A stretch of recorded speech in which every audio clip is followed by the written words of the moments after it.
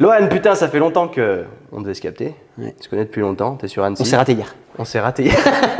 Ah, ce fail, mec, je suis tellement désolé, cette action, parce que je note tout dans mon agenda. À chaque fois, je suis hyper régulier là-dessus, hyper assidu, parce que là, j'ai mon opération la semaine prochaine, donc je dois vraiment tout aligner. Et c'était dans une conversation Instagram, Ouais. et je sais pas pourquoi. Je pense que c'était le jour où je suis parti à Paris derrière, j'ai dû m'endormir dans le train, une connerie comme ça, et je l'ai pas noté dans mon agenda, et après, fini. Je suis pareil. Et tu m'envoies le message, toujours bon pour ce matin, et là, je comprends pas au début, je lui ai dit ce matin, quoi? Mais je viens de rentrer de Paris et tout, je comprends pas, je suis paumé. Putain, et je remonte la conversation, c'est moi qui te propose mardi 23, je fais « Ah, ce loser !» Ça arrive, je suis pareil. Et en plus, sur les conversations Instagram, mine de rien, on traque rien, on n'arrive pas à réserver les rendez-vous dessus. Donc, Enfer. Désolé, mais heureusement, t'as réussi à me caler le lendemain matin. le principal, c'est d'être là aujourd'hui. Ouais, putain, et c'est toujours cool de catch-up, mec, mais putain, là, pour les gens qui te connaîtraient pas, si t'étais amené à le speech rapide, parce qu'on va rentrer dans le détail, on va aller loin, on va parler de plein de trucs. T'es dans un Uber, le mec te demande ce que tu fais. T'as pas beaucoup de temps, qu'est-ce que tu priorises? Je dirais que je suis coach sportif de formation Ouais, et qu'aujourd'hui, j'aide d'autres coachs sportifs à développer leur activité. ok. Parce que ça a commencé comme ça pour toi. T'as été coach au départ et est-ce que c'était quoi ton truc? Parce que c'est vrai que tu m'as un peu captivé dans le sens où je comprenais pas trop ce que tu faisais. T'étais entre la France et la Suisse. C'est quoi toi ton background à ce niveau-là? Donc t'étais un coach sportif, mais du coup, explique-moi un petit peu ton histoire de PT. En fait, je suis même pas coach sportif de base. Ok. À la base, je suis dans le monde du sport depuis toujours. C'est-à-dire que j'ai joué au foot pendant très longtemps. À haut niveau. À haut niveau, Ouais. centre de formation, dans des clubs. J'ai joué en Bretagne, à Guingamp notamment, pour devenir professionnel là-bas. Ok. Ça a capoté. Merde, pourquoi? C'est-à-dire, en gros, tu arrives à un moment donné dans un niveau, Ouais. c'est soit tu arrives mentalement à te mettre au niveau du monde professionnel, Ouais. soit tu restes amateur, c'est-à-dire que tu supportes pas la concurrence, c'est trop dur pour toi, tu n'es pas prêt à faire l'extra mile, le truc en plus, et c'est clairement ce qui m'est arrivé. Tu vois. Ok. Donc un jour, je pète un câble, j'avais 17 ans et demi, je me rappelle très bien ce jour-là, concurrence de ouf, je commence à moins jouer, alors qu'à l'époque, j'étais toujours le joueur qui jouait tout le temps, titulaire machin. Un jour, je prends une ou deux réflexions par le coach, j'assume pas. Je pète un plomb, je dis puisque c'est comme ça, je rentre chez moi et je suis rentré directement. Quoi. Ah merde, t'as lâché l'affaire comme ça. Ouais, Tu jouais quel poste? def central. Ok. Ouais, bon, je joue Terrible, toujours en def plus, central aujourd'hui. Hein. Défense centrale, putain, c'est le pilier de la défense, quoi. Ouais. Ok. Ouais, non, et honnêtement, j'étais quand même un plutôt bon joueur, mais mentalement, ça n'a pas suivi. Le fait d'être loin aussi, de vivre en Bretagne à 17 ans, c'est le moment où tu commences un peu à avoir les copains, les copines, tu commences à sortir un petit peu, etc. Puis je me retrouve Guingamp, pour ceux qui ne connaissent pas, c'est un trou paumé au fin fond de la Jamais Bretagne. allé, Ouais, je pense que j'irai jamais. Genre, c'est horrible, tu vois. Enfin, vraiment, félicitations à tous les Guingampais pour vivre là-bas, parce que c'est compliqué, il n'y a rien. Et surtout quand tu viens de villes comme Annecy, qui sont plutôt cool, Ouais, il bien y a du sûr. monde, ça bouge, etc. Bref. Et du coup, pas supporté mentalement, rentré. Et là, je me retrouve 18 piges. J'avais arrêté l'école parce qu'en fait, à Guingamp, j'ai pas d'école. J'étais en STAPS là-bas, mais j'arrivais pas à y aller parce que j'entraînais le matin, le soir. Du coup, j'avais préféré arrêter l'école. Je te passe les détails, bref. Je rentre ici, puis tu te dis, mais maintenant, tu fais quoi? Parce que le foot pro, t'as mis une croix dessus, toi. Et là, je reprends une école, je reprends un BTS NRC, rien à voir. Je me dis, vas-y, je vais faire un truc fait où un il NRC. m'accepte. Ouais. Ok, Un truc où il m'accepte, tu vois, il y a un truc qui s'appelle l'IPAC ici, je reprends les cours. Et il fallait trouver une alternance. Et moi, je suis une pipe, hein, je sais rien faire. Je me dis, allez, qu'est-ce que tu veux que je fasse? Je cherche des trucs pour vendre des fenêtres, des machins. Et là, je postule à une salle de sport qui est à Annecy, juste à côté là-bas. Ok. Et la nana me rappelle et tout, ouais, on cherche quelqu'un pour faire la réception. Et en fait, je démarre comme ça dans le fitness. C'est-à-dire que je suis pris en alternance à la réception. Sauf que moi, intelligent à l'époque, au bout d'un mois, j'arrête l'école. Ça me pète les couilles, mentalement pas prêt, je préfère aller en soirée, nanana. Ok. Donc ça fait péter l'alternance? Ah ouais. Bah en fait, à la base, ça doit faire péter l'alternance. Et je vais voir la nana de l'alternance, je dis écoute, j'arrête l'école et tout machin, qu'est-ce qu'on fait, tu vois. Et elle me dit, bah écoute, t'arrêtes le truc et tout. Et en fait, elle me rappelle le lendemain, elle me dit, bon, j'ai bien réfléchi cette nuit, j'ai un truc pour toi. Et là, boum, CDI. CDI à la réception de la salle. Ok, d'accord. Donc franchement, je te cache pas, miracle. Ouais. Tu vois, je bossais bien, j'aimais quand même le monde de la salle de sport, bref, je démarre là. Et après, je deviens assez rapidement, 6 mois après, je deviens commercial, c'est-à-dire je vends des abonnements à la salle. Donc en fait, tu reçois les gens, tu leur présentes la salle, tu leur fais faire un tour et surtout ton job, toi derrière, c'est de leur faire signer le contrat et surtout de leur vendre le plus de prestations possible. C'était une salle moyen haut de gamme. Ok. Et on vendait pas mal de trucs. Et après, tu prends une com. Et tu prends une com sur les abonnements qui sont signés, mais en plus, tu as pour but de fidéliser aussi les gens sur le long terme et qui restent le plus longtemps. Donc je trouve ça hyper intéressant. Et je bossais plutôt pas mal. Et un jour, j'ai un mec qui m'appelle et qui me dit écoute, j'ai une place pour toi en Suisse. Ok. Dans une salle en Suisse qui à l'époque s'appelait Silhouette, qui n'existe plus aujourd'hui, qui a été racheté aujourd'hui ce groupe. Mais du coup, tu te fais approcher comment? J'en sais rien. Dans quel cadre? Je sais pas. Le gars me contacte un jour sur LinkedIn, mais je sais pas comment, tu vois. Je sais pas. Je peux pas te dire, et aujourd'hui avec le recul, je sais pas te dire comment ce gars-là m'a connu et pourquoi moi, tu vois. Et du coup, je pars en Suisse, je trouve un job là-bas et du coup, à ce moment-là, je vois surtout un truc, c'est que je vois que je suis très bon. Vendre, franchement, je commençais à devenir vraiment intéressant parce que déjà, je répétais un maximum de ventes tous les jours. J'avais entre 7 et 10 rendez-vous par jour. Okay. Donc quand tu fais 7-10 rendez-vous par jour à signer des abonnements, que tu es un peu formé à la vente et que tu répètes et que tu commences à apprendre un peu le truc, ça va vite. Et du coup, en Suisse, ça se passe super bien. Et puis surtout, en Suisse, la différence, c'est qu'il y a plus d'argent. Ouais. Et je vois aussi certains coachs qui gagnent beaucoup d'argent à entraîner des gens. Et je me dis, tiens, ils gagnent plus que moi à la réception. Puis à ce moment-là, j'étais très drivé par l'argent. Et ce qui est normal. Et puis à l'époque, toi, il y en avait besoin. J'en avais besoin. Ouais, carrément. Et du coup, je me forme personnel training. Donc je vais à l'école en Suisse. C'est une école qui s'appelle FitzPro. Je fais personnel trainer, instructeur de cours collectifs. Okay. Et ensuite, vu que je suis déjà dans la salle, j'ai tout de suite des clients. Boum, je démarre comme ça. Sur le tas et je fais mes coachings. Je fais quelques cours collectifs. Les Mills, 2-3 Tu faisais du Les Mills? Ouais. Je fais du body pump, du sprint et du RPM. Au niveau du vélo, le vélo, j'adorais. Mais par contre, j'adorais ça. Et l'aventure, elle commence comme ça. Putain. Ouais. Tu faisais du RPM du coup avec le micro et tu pédales en même temps. Ouais, exactement. Mais quel plaisir, tu vois. Ok, t'as jamais été, donc du coup, tu étais dans le côté personnel trainer, parce que j'essaye d'apparenter un peu avec moi ce que j'ai fait quand j'étais personnel trainer, parce que moi, je voulais atteindre un physique déjà avant même de coacher des gens. En fait, le coaching, j'aimais bien, mais j'étais pas drivé par l'argent. J'étais drivé par la passion du truc, en fait. J'adorais coacher, j'adorais me transformer moi. Et je pense que c'était un tort de ne pas être drivé par l'argent parce que j'aurais pu aller plus loin dans cette voie-là. Mais toi, tu avais un but à côté au niveau entraînement parce que tu faisais plus de sport. Comment ça se passait? À l'époque, je jouais encore au foot. Ouais. Quand j'ai arrêté à 17 ans, j'ai pas arrêté le foot. J'ai continué et j'ai joué dans des niveaux à peu près corrects ici. Je jouais à Annecy, j'ai joué en National 3, National 2.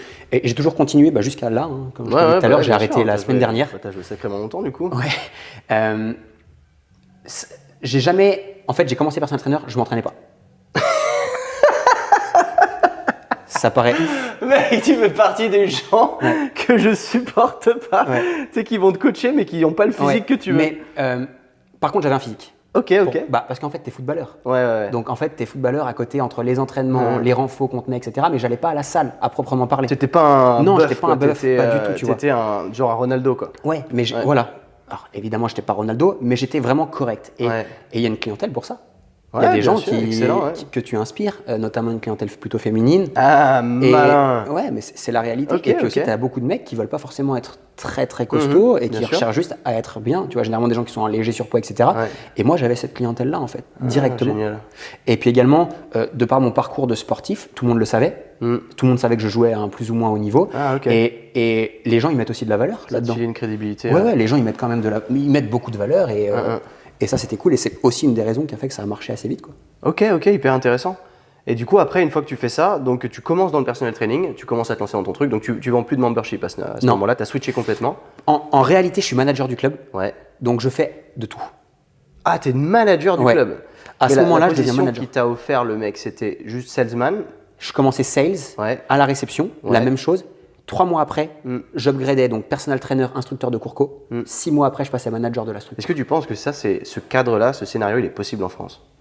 De moins en moins. Parce que là, tu me fais halluciner. En fait, tu fais tes preuves, ça plaît. Tu fais tes preuves, ça plaît. Et t'es monté en 6 mois, t'es passé de salesman à manager du club. Ouais, exactement. Et j'ai jamais vu ça en France. Ouais. Je pense que c'est possible. Ok. De moins en moins, parce qu'il y a de moins en moins de jobs salariés à plein temps dans des structures, notamment salles de sport. Ouais. Mais je pense que c'est possible en fait. Ok. Donc tu penses qu'il y a encore au mérite, ça se fait si tu te sors les doigts et que tu montres que tu as de l'ambition et que tu n'es pas juste là à subir et à attendre la fin de la journée. Ouais. En fait, je pense qu'il faut faut juste comprendre, faut inverser un peu le processus et se mettre à la place d'un directeur de structure ou d'un patron. Ok. Et il faut se demander quel type de personne cette personne-là va valoriser dans son entreprise. Ok. Et qui est-ce qu'il va faire en sorte de rapprocher de lui dans les échelons hiérarchiques ou dans la structure de la boîte. Et en fait, tu dois juste te dire que c'est uniquement les bons éléments, ceux qui quotidiennement font le taf et surtout qui rapportent de l'argent à l'entreprise. Okay. C'est ça l'intérêt à hauteur d'une petite boîte. Ouais. Est-ce que tu penses que si c'était une chaîne? C'était une chaîne. On avait 23 clubs. Ok. Donc Et j'ai eu la chance d'être le manager de la plus belle structure, la plus neuve, et surtout Ok. le club premium. On avait 2 clubs premium et j'étais Solide. manager du plus gros des 2. Donc c'était génial. Mais quand j'y réfléchis avec le recul, c'est en soi logique. Parce que je vendais très bien les abonnements. Je mettais en place mes propres stratégies de vente dans mon club pour moi et mes vendeurs à la réception. Je vendais du personal training, je fidélisais la clientèle. J'étais la personne qui drivait le plus d'argent pour la structure. Ok. Sans comparaison aucune. Donc là-dessus, tu prenais des initiatives sur les offres. Ça veut dire Ouais. que tu n'es pas obligé de suivre les offres de la chaîne en elle-même. Est-ce que c'était normé? En fait, de base, c'est normé, Ouais. mais ça l'était pas vraiment. Parce que Ouais. quand tu creuses un petit peu sur ce qu'ils faisaient, moi dans ma tête, j'avais déjà les idées de dire, ok, mais moi avant, dans ce que je faisais en France, on faisait ça comme ça et ça marchait bien. Et en fait, je suis venu amener mon expertise perso Ok. en disant au patron directement, un jour je le chope et je lui dis, écoute, voilà comment on vend les abonnements. Mais est-ce que tu sais qu'on pourrait au moins gagner au moins 500 balles par personne en plus par inscription? Ah bon, comment? Et là, je lui démontre par A plus B. Puis mieux que ça, la semaine d'après, je lui fais 4 ou 5 ventes comme ça. Le mec, il se dit quoi? Bien sûr qu'il y a un truc à faire. Il met en place ce protocole dans tous les clubs. Il voit que ça marche.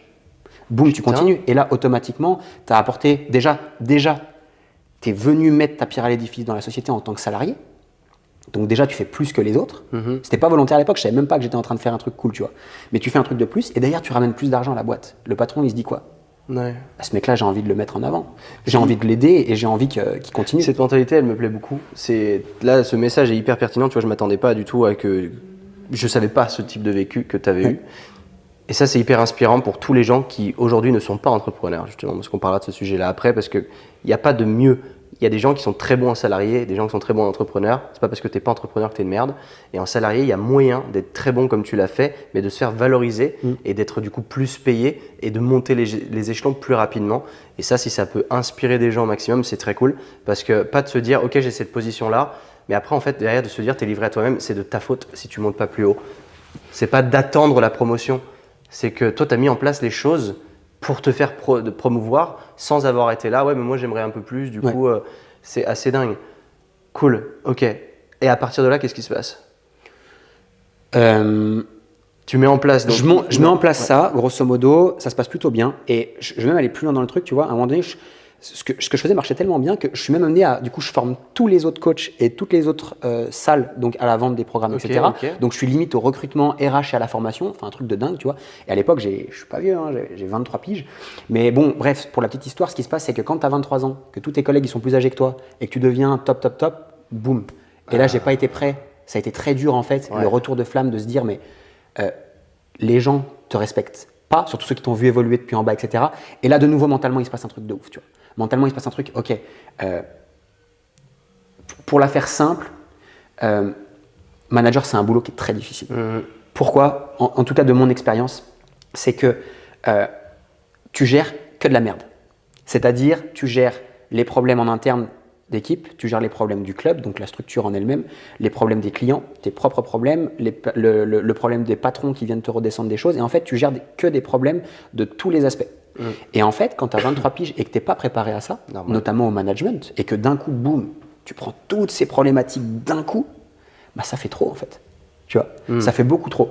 Et c'est ce qui s'est passé pour moi. Donc là, je prends une sorte de. J'aime pas dire burn-out parce que je pense que c'est pas ça, mais je fais un trop-plein. J'ai un trop-plein, si tu veux. Un emploi du temps chargé, des horaires de dingue, le sport à côté, la pression aussi du sport de haut niveau, du foot de haut niveau. Et puis du coup, je me dis, ok, qu'est-ce que je fais? Et là, boum, en fait, un jour, du jour au lendemain, mon club se fait racheter par une société qui s'appelle Migros en Suisse, qui est très connue. Et ils rachètent les clubs, etc. Et en rachetant les clubs, ils me disent, on va devoir baisser ton salaire. Je gagnais très bien ma vie à l'époque, du coup, avec tout ça. Et moi, je dis non. Ils te disent ça? Ouais. Bah, en fait, ils reprennent un truc, c'est très normé à la Suisse. Migros, c'est les supermarchés? Migros, c'est supermarché. Ouais. Et ils ont racheté les gyms? Voilà, ils ont une chaîne qui s'appelle Active. Ok. Et en gros, cette chaîne-là rachète toutes nos salles et du coup… Ils les transforment en Active. Exactement. Ok. Et du coup, par la même occasion, ils reprennent une partie des équipes, notamment les meilleurs, ils dégagent les moins bons. Ils réforment tout, quoi. Ils réforment tout. Donc moi, ça ne m'allait pas. Bref, génial. Je me dis, ok, je pars indépendant. Ok. Tu vois. T'as pas eu peur de là, tu t'es dit en fait je me casse, ça me casse les couilles, j'ai mieux à faire. J'ai pas eu peur parce que la chance que j'avais, c'est que j'avais déjà anticipé un peu le truc. Bon, déjà j'avais un peu d'argent de côté, donc ça m'a beaucoup aidé parce que tu sais que ok, ça marche, tant mieux, ça marche pas, tant pis. Et puis du coup j'avais anticipé le coup en me disant ok, je savais que ça allait être acheté, je savais que j'allais être baissé. J'ai sondé mes clients, j'ai dit qui est-ce qui veut continuer à s'entraîner avec moi. Ok. 97%, j'ai pas de stats, je te dis ça à l'arrache, Ouais. quasiment tous. Je crois qu'il y en a une qui n'a pas continué avec moi parce qu'elle voulait rester à la salle parce qu'il y avait tous ses enfants et tout. Ouais. Tous a dit on continue avec toi. Ok, excellent. Ok. Tu vois. Et là j'avais mon matelas de sécurité, je me dis Capital allez on fonce dans confiance. cette aventure indépendante. Et indépendant, du coup, tu t'es mis à les entraîner où? Alors pour certains chez eux, Ouais. ceux qui avaient la place et ceux qui avaient il y en a qui ont des gyms à l'intérieur de leurs apparts, tu vois, donc c'est assez ouf. Et sinon dans des studios. Sur Tu Genève, louais le studio, ouais, tu loues des à petits l'heure. studios. Il y a beaucoup Ouais. de studios qui font ça. Ça leur permet eux de monétiser un Bien peu sûr. leurs espaces vides et puis le temps libre. Et moi, je payais à l'heure en fait et aux clients que je ramenais et je gagnais toujours plus de marge de toute façon que dans une salle de sport classique où sûr. ils me prenaient un plus gros pourcentage. Ok. Putain, ça commence à être solide du coup, parce que là, tu switches d'un coup, t'as plus cette sécurité, entre guillemets, d'avoir ton Ouais. salaire, d'être payé tous les mois, mais tu sors de là, t'as quand même un safety net, t'as un peu de cash, tu deviens personnel trainer, tu coaches les gens chez eux. Là, tu t'es déterre. Là, en tant que coach, parce que je sais qu'il y a des coachs qui vont nous écouter, tu gérais combien de clients là, comme ça à domicile? Je pense que j'en avais à peu près 15, Ok. 16. Ok, À peu près 15, 16, mais que je voyais toutes les semaines. ok. Tu vois. À part, tu sais très bien, ceux qui partent en voyage. Mais temps combien en de temps, séances etc. par semaine du coup? Bah, entre une et Personne. deux par personne. Ouais, donc tu. Et Ouais. j'ai un ou deux clients que je voyais 4, 5 fois par semaine. Donc tu faisais 30-40 Ouais. heures de personal training. Ouais, toutes ça les envoyait du lourd. semaines. Ok. Ouais, Putain la vache. ouais, ça envoyait du lourd. Et ça fatiguait. J'ai jamais fait ça. Ouais. Putain, c'est incroyable. Ok. Waouh. Et à quel moment est-ce que tu as eu un déclic de te dire, en fait, je veux plus faire ça? Parce que moi, quand je t'ai rencontré, tu faisais déjà plus ça. Ouais. Donc pour remettre dans le contexte, tu as été mon premier coach business en fait, donc rien à voir, pas rien à voir. Connecté à la niche, mais du coup, tu n'es Ouais. plus du tout dans le coaching des clients pour le fitness. Donc tu fais ça combien de temps? Le coaching individuel, Ouais. 3 ans. Tu fais ça 3 2 ans, ans, donc 2 ans et demi, jusqu'à 3 ans. 26 ans, quelque chose comme Ouais. ça. Et à partir de là, qu'est-ce que tu fais? Il se passe le truc que, à l'époque, je suis bien copain avec un autre coach. On bosse dans une salle tous les deux, en fait. Et on est bien potes, on se lie d'amitié et tout. Puis il voit que je commence à prendre un petit virage, tu vois. Je commence à communiquer un peu sur mes réseaux sociaux. En fait, dans ma tête, Un petit quoi? VRH? je prends un petit virage. Ah, un petit virage. Ouais. Quoi? Je connais pas l'acronyme. Non, en fait, à l'époque, pour te mettre le truc, je vois qu'à un moment donné, toi, je vais pas tenir. Ok. Parce que quand tu fais toutes ces heures, et là je te compte que les heures entraînées. Ouais. Mais si tu comptes les déplacements, Les préparations, la préparation, c'est alors je épuisant. préparais plus trop mes séances, Ouais, ouais. mais par contre, les déplacements, les retards, les bouchons, Genève c'est horrible. Donc j'étais en scooter, tu vois. Pour maximiser les déplacements, tu es en scooter dans Genève, Ouais, tu du prends coup, une amende toutes les 2 secondes, Waouh. tu as le stress de la journée, tu as le retard de un, l'annulation de dernière minute de l'autre, etc. Et à l'époque, je me dis, putain, ok, là je suis jeune, ça passe, mais combien de temps, tu vois, je vais tenir ce rythme? Et je voyais certains coachs qui étaient beaucoup plus vieux que moi, qui se ruinaient, tu vois, dans le coaching. Alors attention, on se payait bien, etc. Mais je voyais que c'était une vie à 2000 à l'heure. Tu es obligé de coacher en présentiel, tu es obligé d'enchaîner les clients, tu peux pas trop partir en vacances, parce que quand tu pars, tu sais pas trop où Bah, les clients t'es vont plus partir, payé. tu n'es plus payé. Et je comprends je capte assez vite ce truc, tu vois. Et je me dis, je vais lancer quelque chose en ligne. Et j'ai ce truc en tête, je sais pas trop comment faire. Et je commence à publier un peu sur Insta. Ok. De la merde, hein, quand je regarde les trucs que je fais, c'était de la folie. Et là, j'ai un mec à qui j'entendais bien, il me dit, ouais, Lohan, explique-moi un peu ce que tu fais et tout, machin, on fait un truc ensemble. Et il me demande ça une fois et je me dis, putain, mais en fait, c'est-à-dire qu'il est en train de me demander des conseils sur ce que je fais, ce que je suis en train de mettre en place, ça veut dire qu'il est intéressé par ce que je fais. Et puis là, moi, je commence à trouver un truc qui était assez cool, c'est que j'arrivais à faire des pubs à Genève. Genève, je prononce avec l'accent, Ouais, c'est je sais pas, Genève. c'est vrai. Et en fait, j'arrive à faire des pubs, j'arrive à faire venir des gens dans des studios. Ok. Mais moi, vu que j'avais plus de temps pour moi, en fait, j'avais plus de temps pour les foutre dans mon emploi du temps, ces gens-là. Et ben, je commence à leur vendre des accompagnements, mais sans les voir. C'est-à-dire, je leur vendais des prestations de coaching, Ok. mais je leur disais, tu te fais 4-5 séances à l'époque, je sais plus comment on faisait exactement, mais en gros, l'idée c'était qu'ils viennent une fois tous les 15 jours pour faire un check-in avec moi. Ok, mais il venait Le en reste du temps, présentiel. en présentiel, une fois Ok. tous les 15 jours. Ok. Ok. Et le reste du temps, il fallait qu'ils s'entraînent tout seul. Et j'avais une petite app de coaching qui s'appelle Total Coaching, qui existe Ok. toujours. Hein. Et en fait, dedans, à l'intérieur, je mettais mes petites vidéos et je leur disais le reste du temps, tu fais tes séances toute seule. Et en fait, un petit peu inconsciemment, j'ai commencé à comprendre un modèle de ok, je décorrèle mon temps de travail de l'argent que je génère. J'ai des gens qui s'entraînent dans leur coin, qui viennent juste faire des check-in avec moi, et ça veut simplement dire que je peux prendre plus de monde et de ce fait-là gagner plus. Et mieux que ça dans le truc, c'est que je me fais payer autant. Ouais. Tu vois, quasiment autant à quelques francs, c'est en francs du coup, Ouais, en Suisse, ouais, mais à t'es- quelques francs près, les gens me payaient la même chose. En termes monétaires, voilà, mais tu étais quand même, en termes de temps, beaucoup plus libre. Bien sûr. Ouais. Entre quelqu'un que tu vas voir 2 fois par semaine et quelqu'un que tu vois une fois tous les 15 jours, bah, tu peux juste prendre 10 fois plus de personnes, tout en délivrant en réalité le même type de coaching, parce que la séance qu'ils vont faire tout seuls, grosso modo, c'est la même que j'aurais fait avec eux. Tu vois, j'étais pas un grand coach non plus. Bien sûr. Et là, je comprends ce truc. Et là, il y a 2-3 personnes qui me voient faire, donc mes collègues de boulot à la salle, etc. Dont ce gars-là qui me dit explique-moi ce que tu fais. Ça en emmène un deuxième, explique-moi ce que tu fais. Troisième, explique-moi ce que tu fais. Okay. Et là, je me prends de passion à expliquer en fait aux autres. Tu vois, je me prends de passion pour expliquer, ok, mais voilà ce que moi j'ai appris, voilà ce truc, voilà ça. Et au fur et à mesure qu'on me demande des conseils, moi aussi, je monte mon niveau de compétence parce que plus ça va, plus je suis calé, plus ça va, plus j'apprends, plus ça va, plus je me forme. Et au bout d'un moment, je me dis, mais c'est quoi que je préfère entre les deux? Tu vois, est-ce que je préfère coacher des gens à la salle ou est-ce que je préfère enseigner à d'autres comment eux trouver des clients et des trucs? Le choix, il a été fait là. C'est comme ça que tu as fait ce switch. Ouais. Que tu as complètement arrêté le coaching. Il s'est fait quand même sur plus longtemps parce que tu vois bien, tu lances une activité, il faut quand même garder un certain revenu, etc. Donc moi, la chance que j'ai eue, c'est que je réduisais mon nombre de clients au fur et à mesure. Donc en fait, en présentiel, tu réduis ton nombre de clients. Donc d'abord, tu élimines un peu les clients avec qui ça fit le moins bien ou ceux qui sont le moins là. Ceux-là, tu leur dis que tu arrêtes. Après, certains, tu leur dis, écoutez, maintenant, je travaille que le matin. Donc en fait, tu réduis ça au matin. Tu arrives dans une troisième phase où tu dis, ok, je vais travailler que 2-3 jours par semaine le matin. Jusqu'au jour où tu as ton activité qui s'est bien développée à côté, tu dis ok, je peux me permettre de tout arrêter et d'expliquer à mes clients que tu prends un virage. Ça se fait progressif, ça s'est pas fait genre un jour je me réveille et je dis allez c'est bon, j'arrête tout, boum. Non, ça s'est fait vraiment au fur et à mesure. Ok, compris. C'est ouf. C'est ouf parce que j'essaie, tu vois, je recolle tous les morceaux. Donc là, tu arrêtes complètement le coaching physique, enfin pas le coaching physique, le coaching des gens en fitness à proprement parler. Donc tu changes de niche en fait, donc ta technique d'acquisition, c'est plus du tout la même après. Donc qu'est-ce qui fait, quand tu fais ce virage-là, vers quoi tu te diriges exactement? C'est quoi l'objectif après? Parce que tu veux coacher du coup des coachs. Ouais. En fait, c'est de la forme. Aujourd'hui, ce qu'on fait, c'est de la formation et de l'accompagnement pour des professionnels. Ouais. Mais pas que des coachs fitness du coup. Si, que des coachs fitness. Si, que des coachs fitness. Ouais, fitness, mais après on prend aussi partie nutrition, etc. Ouais, parce mais dans le bien-être, le fitness, bien sûr, ok. En réalité, le vrai moment de bascule, il se passe que il y a un truc que je t'ai pas dit, mais j'avais aussi d'autres trucs à côté. Je fais un peu d'immobilier et j'avais aussi un café, un coffee shop. Où ça? À ce moment-là, à Cruzeil, proche de chez moi. Ok. Sur la route en fait qui fait la France et la Suisse, la route des frontaliers. Et c'est quoi T'as fait ça de où? Si t'avais pas beaucoup de temps en plus, il s'est passé comment ça? Laisse tomber, c'est une époque où en fait, je regardais trop de vidéos de merde sur YouTube et t'as les mecs qui disaient faut diversifier ses sources de revenus, l'entrepreneuriat, ton métier, ton machin, ton truc. Et moi, je suis comme un con tombé dans le panneau et je commence à faire plein de petits trucs, tu vois. Okay. D'où ce coffee shop qui a pour tout et pour tout duré 9 mois. Ok, donc il n'existe plus. Il n'existe plus. Mais t'as ouvert un coffee shop? Ah ouais, j'ai ouvert un coffee shop. What the fuck? Tu vois, on avait les machines, on faisait tomber les cafés. D'où ma passion pour le café. Ouais, c'est vrai. Tu bossais pas dedans du coup? Non, je bossais pas dedans. Donc t'avais recruté des mecs qui faisaient le Je bossais pas dedans, mais vu qu'on ouvrait très tôt le matin, à 5h30 le matin, et que j'avais pas le droit légalement, je sais plus trop ce qu'il y avait comme règle, j'avais pas le droit de faire travailler les gens trop tôt, sinon je devais payer de nuit, etc. J'allais quand même faire l'ouverture avant d'aller faire mon premier coaching le matin. Ok. Donc c'est-à-dire qu'on ouvrait à 5h30, donc moi j'y allais à 4h45 tous les matins. Je faisais l'ouverture, je mettais en vitrine les trucs, etc. Je préparais les machines à café, je mettais la mise en place, etc. Et ensuite les salariés arrivaient et eux ils bossaient. Mais tout ça pour te dire quoi? Pour te dire le moment de bascule, il est qu'un jour j'ai un pote qui vient me voir et il me dit, Kevin il s'appelle.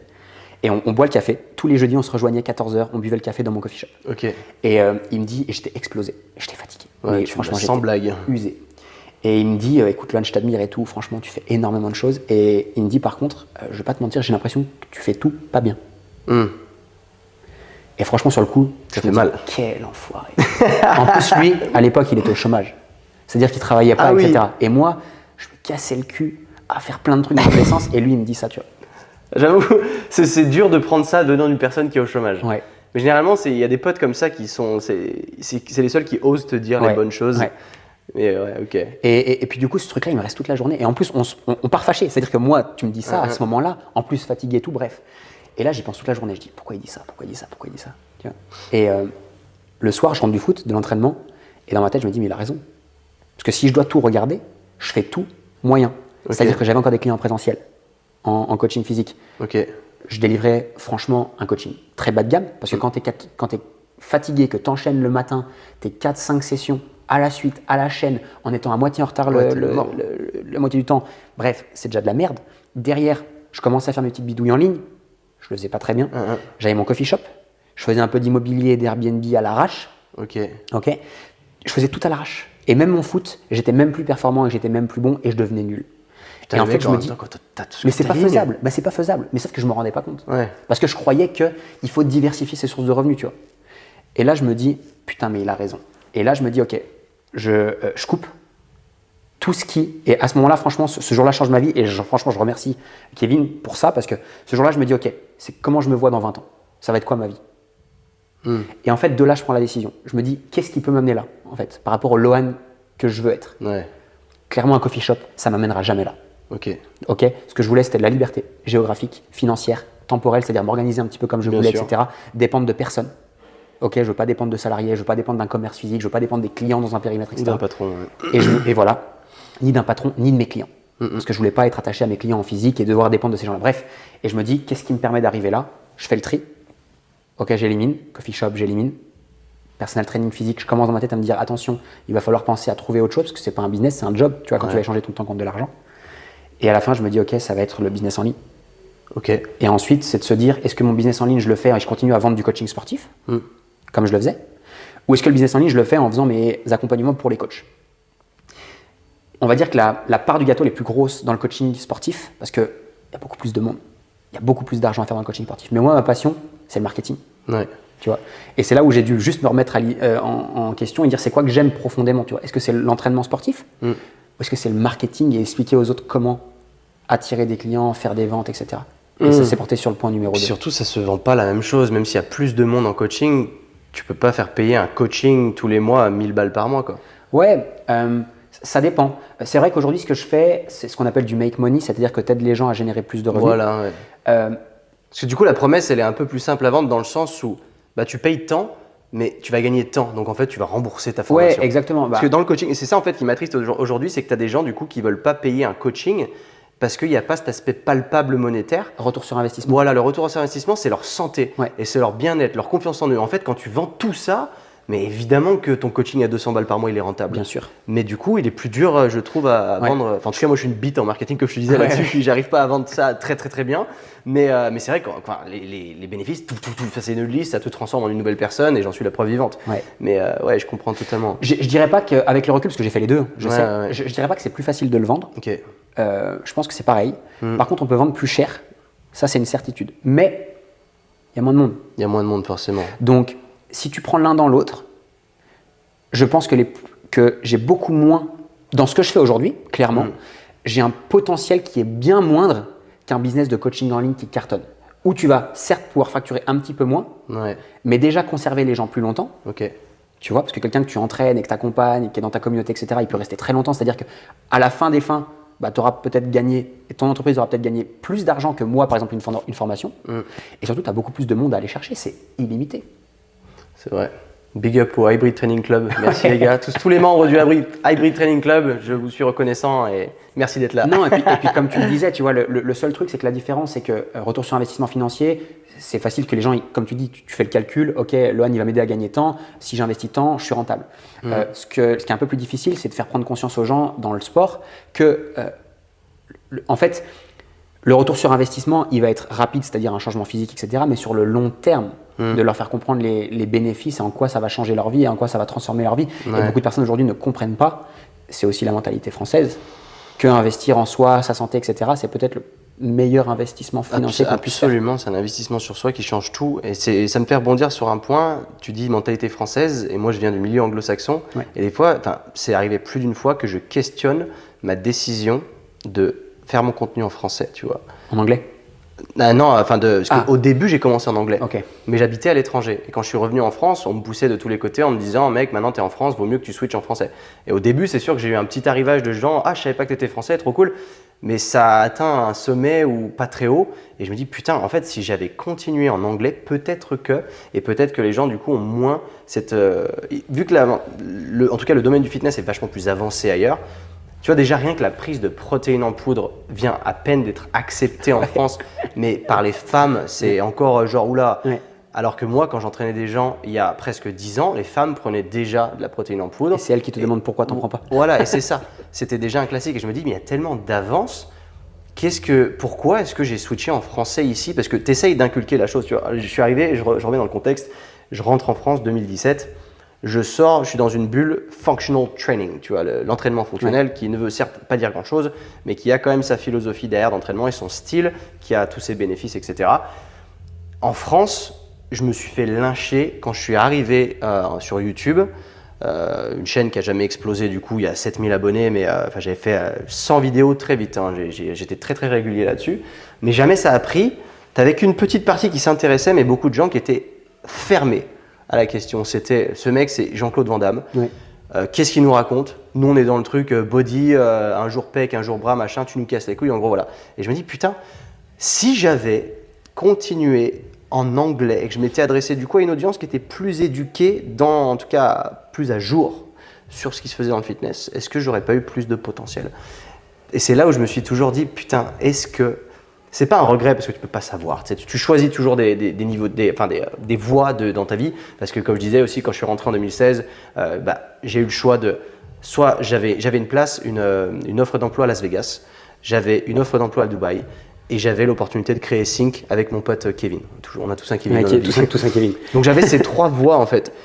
Et aujourd'hui, je me dis, mais si le Quentin de l'époque, il n'avait pas pris Sync, il avait pris Dubaï. Ou s'il avait pris Las Vegas, où est-ce qu'il serait aujourd'hui?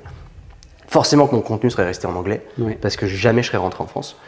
Est-ce que ce serait mieux aujourd'hui? Personne ne peut le dire en fait, j'en sais rien.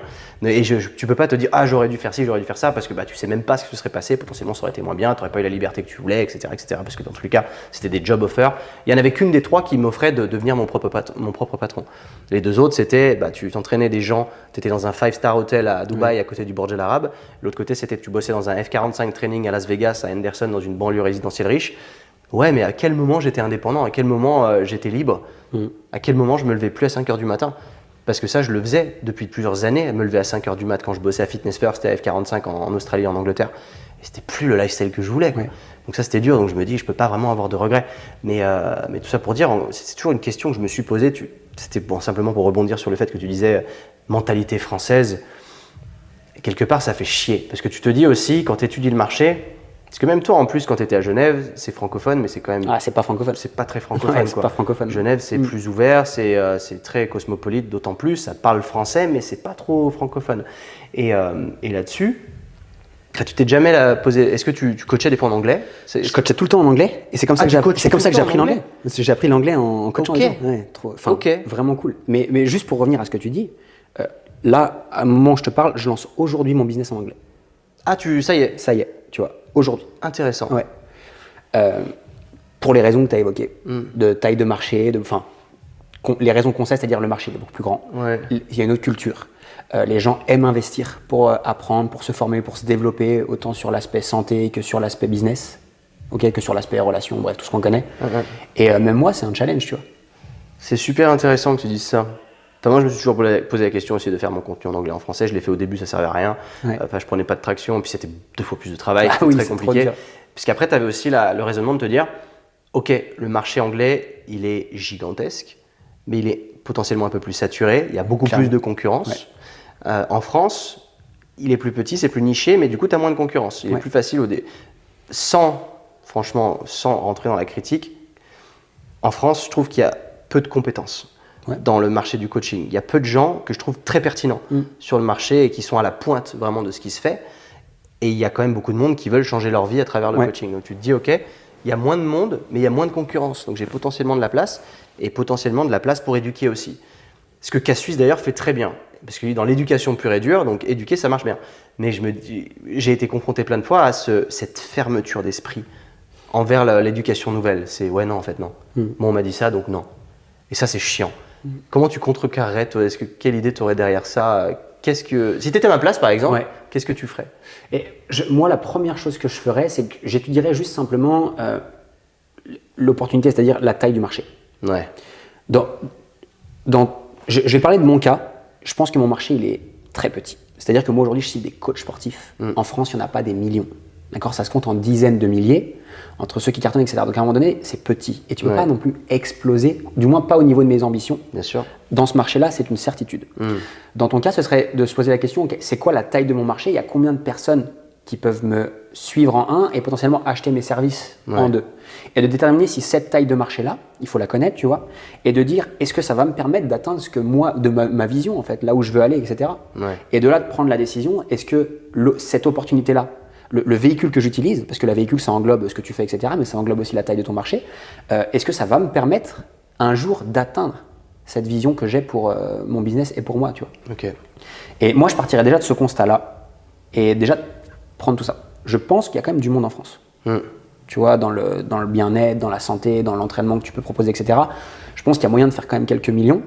Comme on le sait, c'est qu'il y en a déjà qui l'ont fait avant. Bien sûr. Donc, du coup, ça veut dire que ça peut se faire, tu vois. Et ensuite, je pense que la deuxième question à se poser, c'est quoi ton envie perso et qu'est-ce que tu as envie de faire, tu vois. C'est quoi tes challenges perso, c'est quoi… C'est super intéressant et plusieurs fois, je me suis posé la question du jour au lendemain, snapper en anglais. En fait, déjà, mon message, il est à travers apprenez l'anglais, ça va vous ouvrir des portes, c'est trop cool. Du coup, j'ai mon podcast qui a aujourd'hui 130 épisodes. Nous, on fait le 132 aujourd'hui d'ailleurs. Mais de là, j'apprends aux gens, enfin, je pousse les gens vers cette voie-là. Tu vois, mon podcast, il n'est pas destiné au fitness. Il est destiné à cette ouverture d'esprit, justement, à prendre les gens, les reconditionner un petit peu, de se dire, attends, il n'y a pas tant de limites que moi je vois et ce qu'on m'a inculqué, j'ai pas des œillères. Réellement, le monde est très grand. Si j'apprends l'anglais, je débloque une skill qui me débloque un monde entier. Et c'est ça que je veux faire comprendre aux gens. En anglais, forcément, si je communiquais en anglais, il n'y aurait pas besoin de faire ça. Mais moi, j'ai envie d'aider les gens qui démarrent comme moi. Je suis né en France, tu vois, donc même si j'ai eu la chance d'avoir un père qui était bilingue, il s'est autodidacté, si tu veux, il se l'a appris tout seul, il est parti tout seul, et moi ça m'a inspiré, et maintenant j'ai envie de prendre ce rôle d'inspirateur. Allez, on le compte. Comment on dirait? Je sais pas. Un mec qui inspire. Une inspiration. Ouais, d'être une inspiration.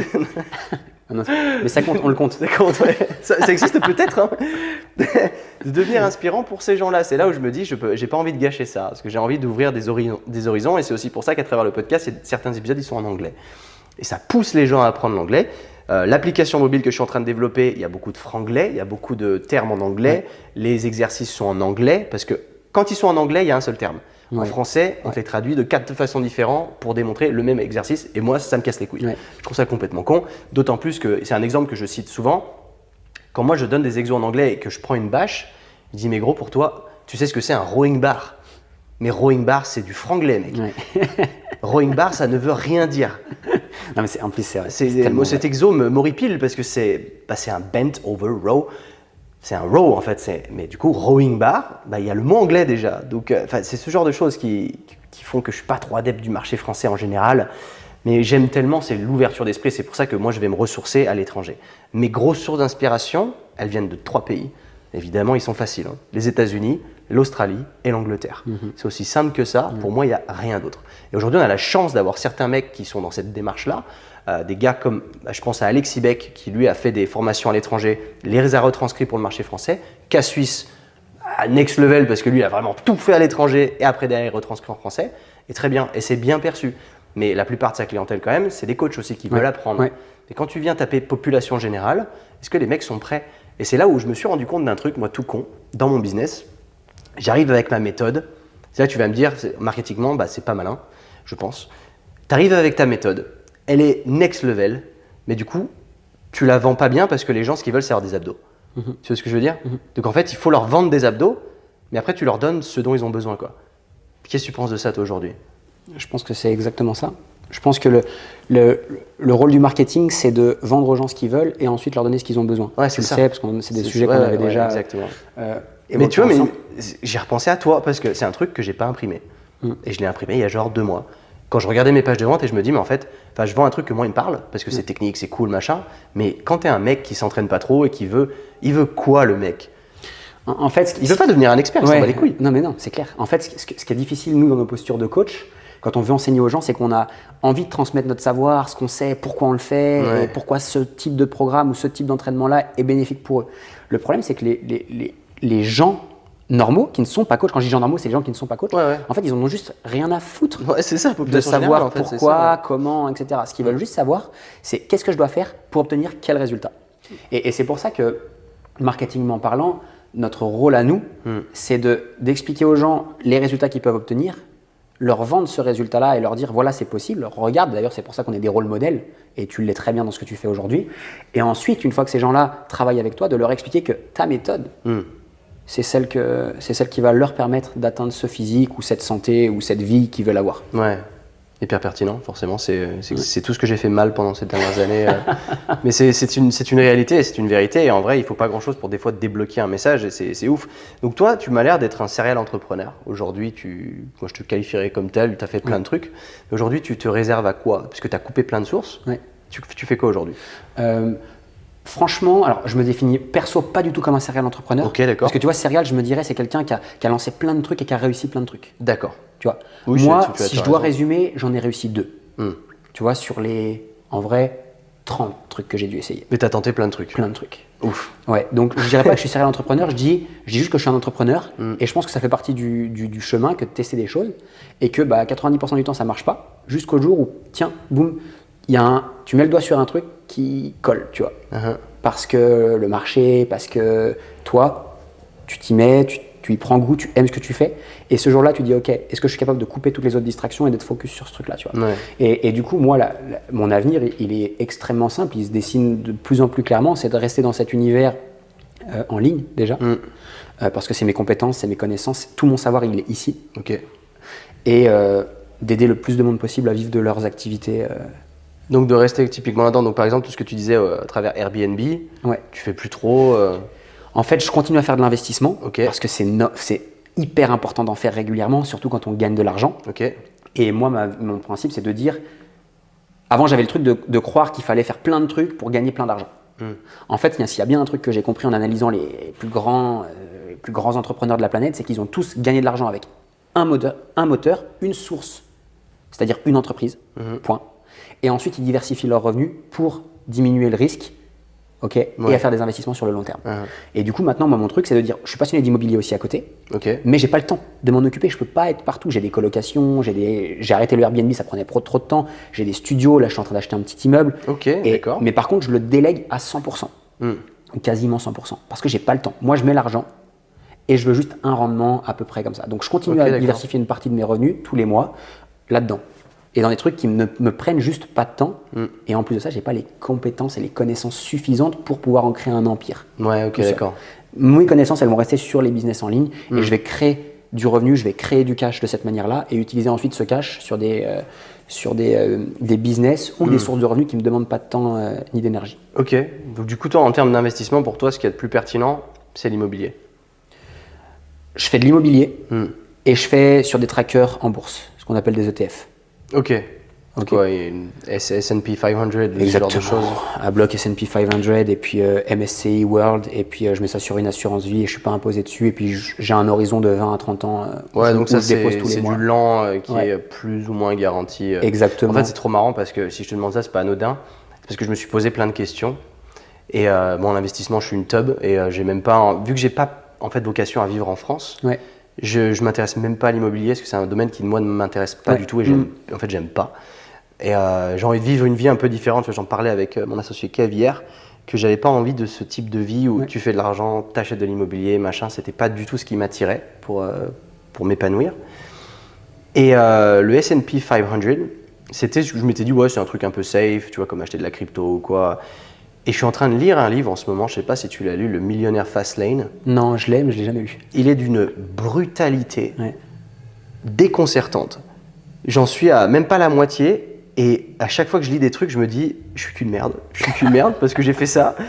Et il te dit ne surtout pas s'amuser à rentrer dans des S&P 500 ou ce genre de choses parce que tu dépends d'une certaine spéculation, il n'y a rien de garanti, mais c'est surtout ça te promet de devenir millionnaire dans 40 ans. Je te dis, mais dans 40 ans, quel type de santé est-ce que tu auras? Est-ce que tu seras encore là? Est-ce qu'il ne vaut pas mieux mettre ton argent ailleurs, dans un truc qui sera plus immédiat, un retour comme de l'investissement sur soi-même?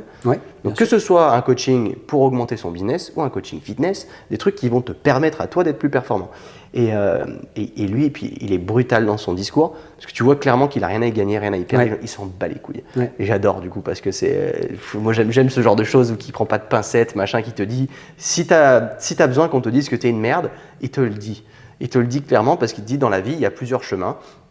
On est guidé pour être sur ce type de chemin, mais celui-là, personne ne va te dire d'y aller. Clairement. Parce que c'est celui qui fait peur, c'est le fast lane, c'est celui où tu fais beaucoup d'argent d'un coup, mais du coup, ils ne te vendent pas un scheme get rich quick, au contraire. Mais il te dit que dès que tu as de l'argent, il ne faut pas le mettre là-dedans. Ouais. Et c'est ça qui est ouf. Et même l'immobilier, il déconseille parce que ça dépend aussi de la conjoncture. Ce qu'il dit, en 2008, il y a eu le crash boursier. Il dit, moi, j'avais ma maison, elle a dépéri d'un coût de 800 000 $. Ouais. Il dit, voilà. Alors que j'aurais pu la jouer différemment. Évidemment, il y a le discours un peu plus stable de l'immobilier. C'est le truc le plus stable que tu auras. C'est quand même une valeur sûre. Et je sais pas trop quoi en penser, tu vois. J'ai un avis dessus. J'ai pas lu ce bouquin. Ouais. Mais je lis pas mal de trucs. Je comprends pas mal de trucs et je suis aussi pas mal de personnes bien avancées là-dedans. Et en fait, je pense que ça rejoint tout simplement un peu ce que je disais tout à l'heure, de dire d'abord, crée quelque chose qui te permet de générer du cash et de savoir c'est ce qu'il dit lui, générer du cash. Ouais. Parce qu'en fait, comme tu l'as très bien dit, la première chose, et c'est pour ça que je pense qu'il y a, tu vois, moi je te partage ce que je fais aujourd'hui, mais c'est pas ce que je faisais il y a 3-4 ans en arrière. Okay. Aujourd'hui, je sais gagner de l'argent. Je gagne pas mal d'argent tous les mois. Si demain je dois gagner 10 000, en une semaine je sais les faire. Tu vois ce que je veux dire?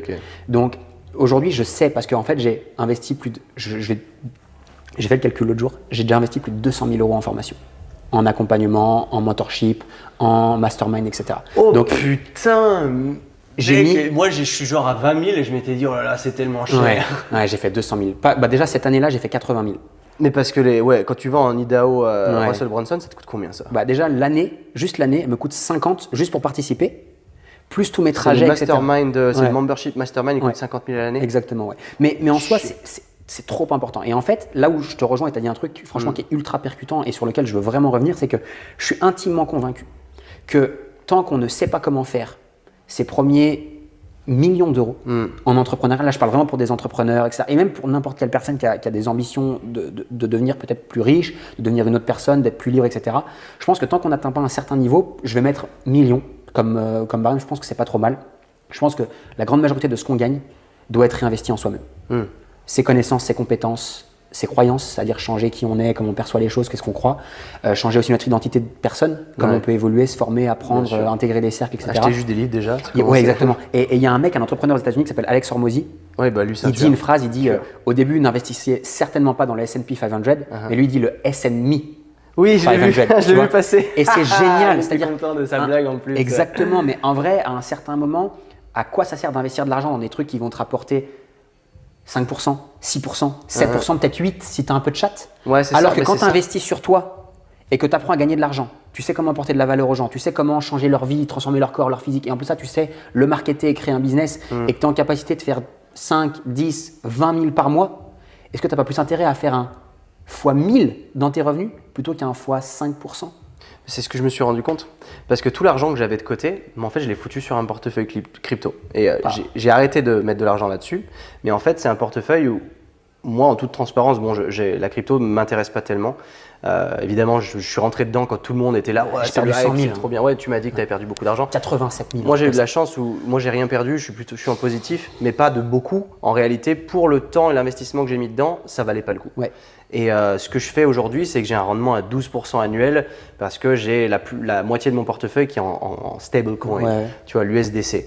Et c'est le dollar américain digital pour ceux à qui ça parle pas. Et en fait, de par ça, j'ai un auto. Mais demain, ça peut se casser la gueule, même si c'est stable, c'est toujours de la spéculation.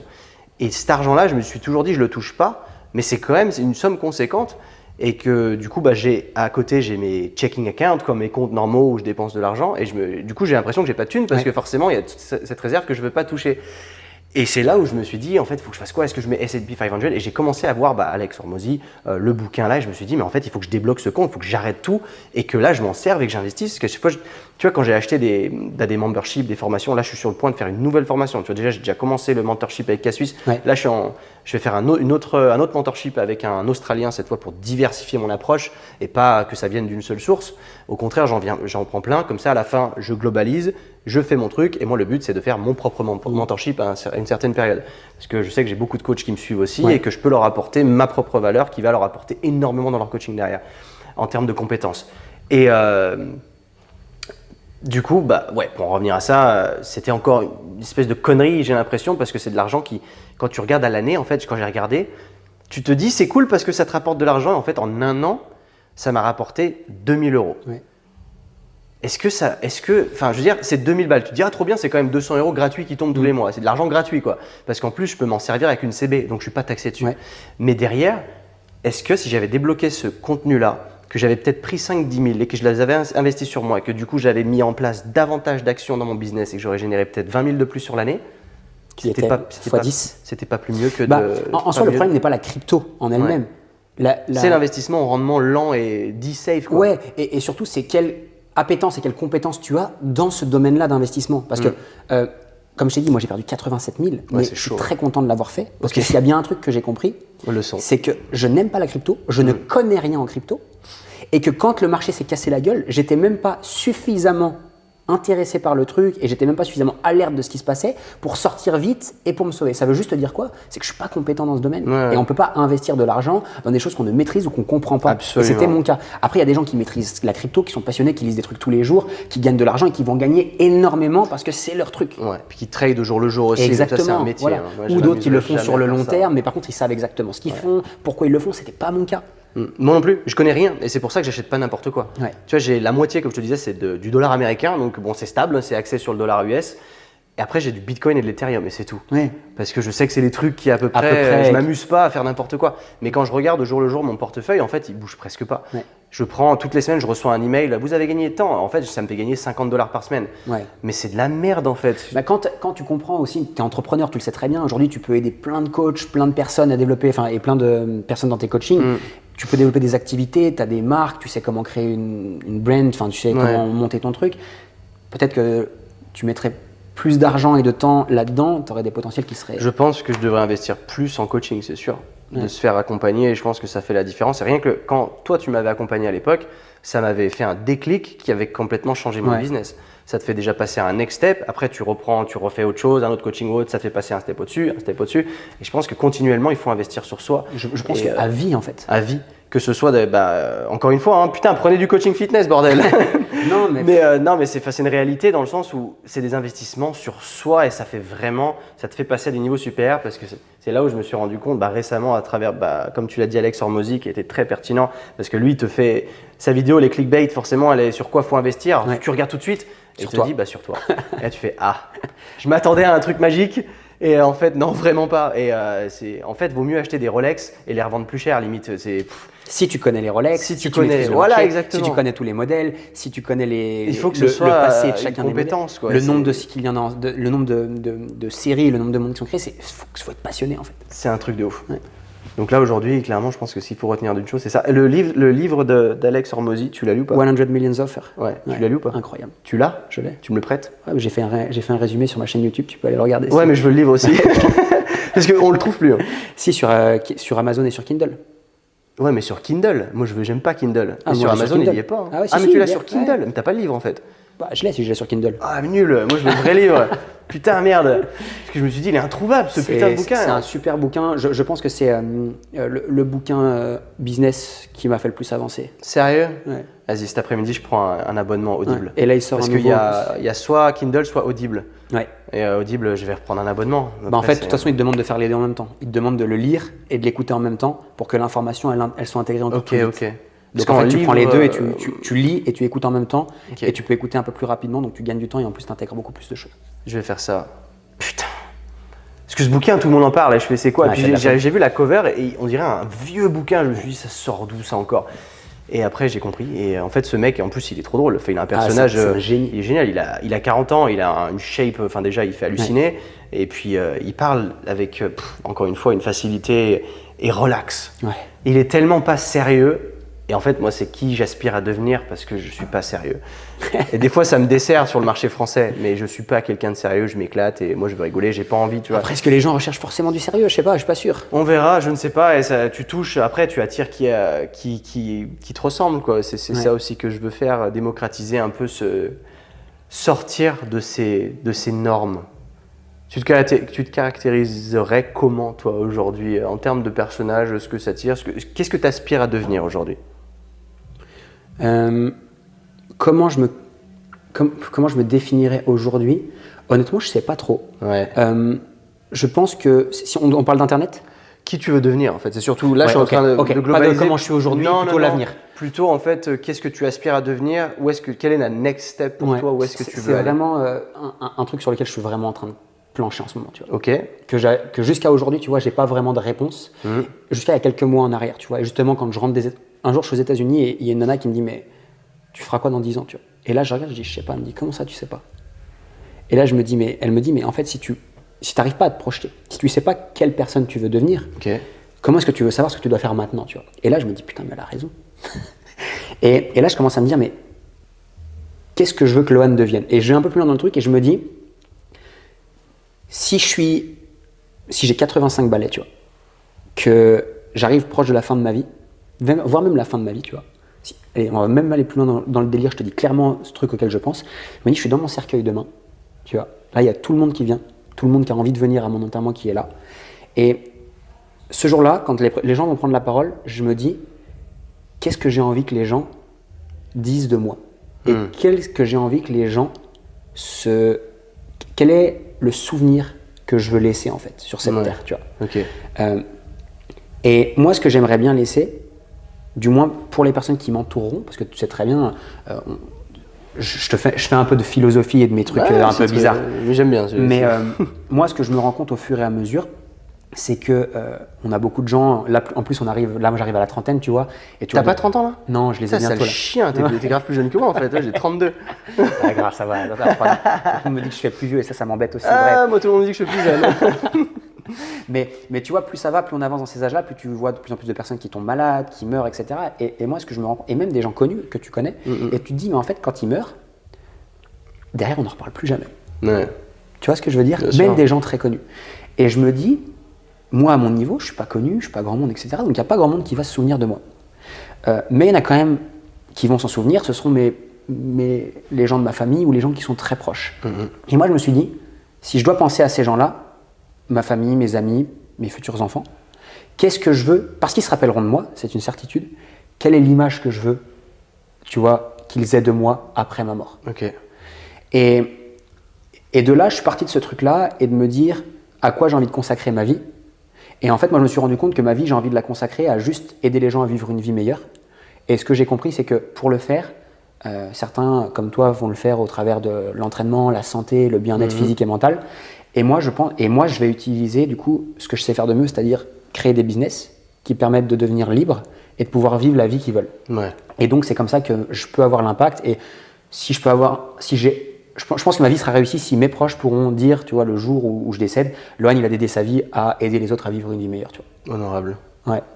Donc, c'est là où j'en suis arrivé et c'est comme ça que se feront les futures étapes, quoi.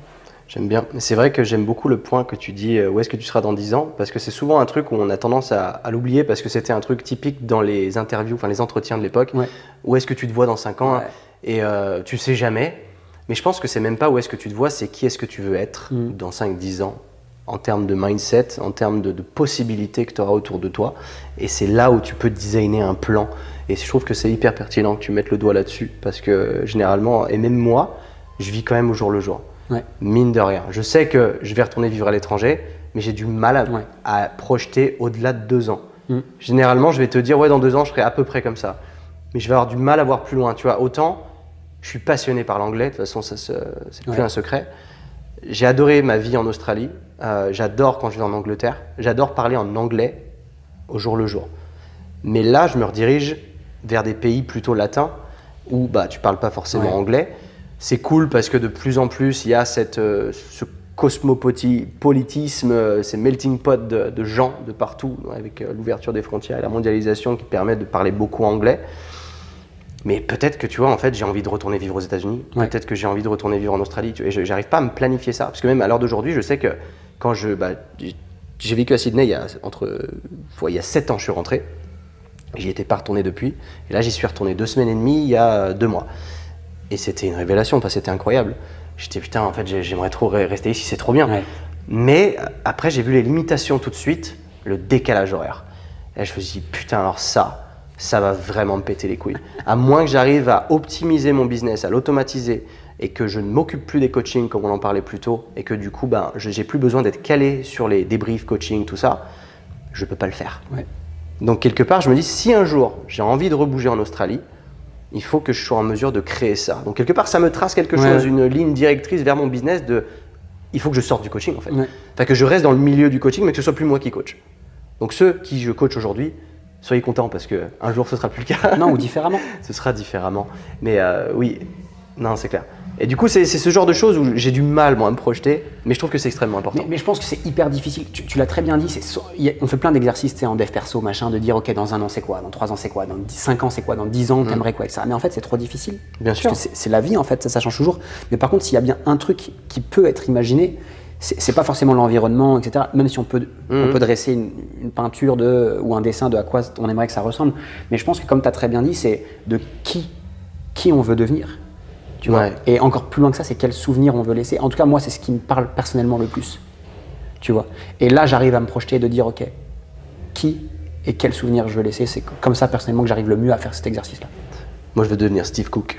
Tu peux. Tu vois qui c'est Steve Cook? On en avait déjà parlé, je pense, ensemble. Ah, Steve Cook. Marcus Philly. Marcus Philly, j'adore. Ouais. Mais le personnage de Steve Cook, il est ouf. Tu sais, en plus, moi, si tu veux, pour te remettre dans le contexte, vu que j'ai perdu mon père très tôt, j'ai pas eu vraiment d'image paternelle. Donc, je me suis rattaché à des personnages famous la plupart du temps en me disant j'aimerais être comme ça. Tu vois, des gens comme Chris Hemsworth, j'aime beaucoup. Tu vois, Thor, enfin, ce mec hyper inspirant. Des mecs comme ça, l'application Center. Et des mecs comme Steve Cook, sa bonne humeur, son physique, ce qu'il apporte, je me suis dit j'aimerais être ça. Bon, le problème, c'est qu'il faut 1 million d'abonnés. Ça, c'est le problème. Mais en tout cas, l'image, parce que c'est un mec qui a 10 ans de plus que moi. Est-ce qu'il faut 1 million d'abonnés pour être comme ça, ou est-ce qu'il faut être comme ça pour avoir 1 million d'abonnés? Ah, c'est pertinent, en effet, c'est possible. Ça rejoint le truc de qui est-ce que tu veux devenir. Qui est-ce que tu veux devenir? Et j'ai envie de m'approcher de ça, mais aussi je me dis, je suis déjà un mec qui est pas trop français dans sa tête, mais du coup ça plaît pas trop en France. Il y a aussi ça, encore une fois, on arrive sur une certaine limitation. Est-ce qu'il faut que je rentre dans certains codes pour du coup plaire davantage à cette niche française? Parce que potentiellement un Steve Cook pour un Français, c'est un connard arrogant avec sa tête de surfeur, tu vois. Ouais. Après, c'est encore t'as plein de paramètres à prendre en compte. Est-ce que c'est facile d'avoir 1 million d'abonnés en France? Non. Non. Tu vois, je veux dire, les gens qui ont 1 million d'abonnés en France, tu les comptes sur. Oui, c'est vrai. Hein. Sur les doigts de la main. Pourquoi? C'est qu'il n'y a pas la taille de personnes suffisantes pour avoir cette audience-là. Après, est-ce que tu peux adapter au marché? Je pense que tu peux adapter comme partout. Je pense que Steve Cook, il est mal vu par certaines personnes dans le monde anglophone et comme nous dans le monde francophone. Ouais. Non, t'as raison.